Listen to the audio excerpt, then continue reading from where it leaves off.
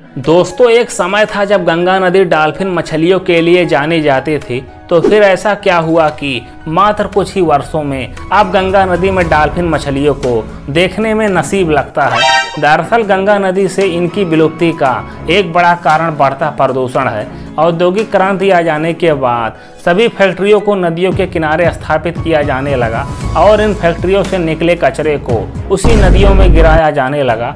ऐसा ही कुछ गंगा नदी के साथ भी हुआ। आज के समय में गंगा नदी के किनारे सैकड़ों फैक्ट्रियां हैं और उनके कचरे को गंगा नदी में ही गिराया जाता है। सिर्फ फैक्ट्रियों के कचरे को ही नहीं, बल्कि शहरों के कचरे और सूखे कचरे को भी इसी नदी में गिरा दिया जाता है। ये कचरे गंगा नदी के पानी को इतना प्रदूषित बना दिया है कि वहाँ सिर्फ डॉल्फिन मछली ही नहीं, बल्कि किसी भी जलीय जीव का जिंदा रहना मुश्किल हो गया है। इसी वजह से अब गंगा नदी में कोई भी डॉल्फिन मछली रहना नहीं चाहती। सिर्फ गंगा नदी ही नहीं, बल्कि दुनिया की कोई भी नदी अब जलीय जीव के रहने लायक नहीं रही, क्योंकि दुनिया में शायद ही ऐसी कोई नदी बची होगी जिसे हम इंसानों ने प्रदूषित ना कर दिया हो। बढ़ते प्रदूषण की वजह से कई जलीय जीव की प्रजातियां विलुप्त हो चुकी हैं और कई विलुप्ति के कगार पर हैं।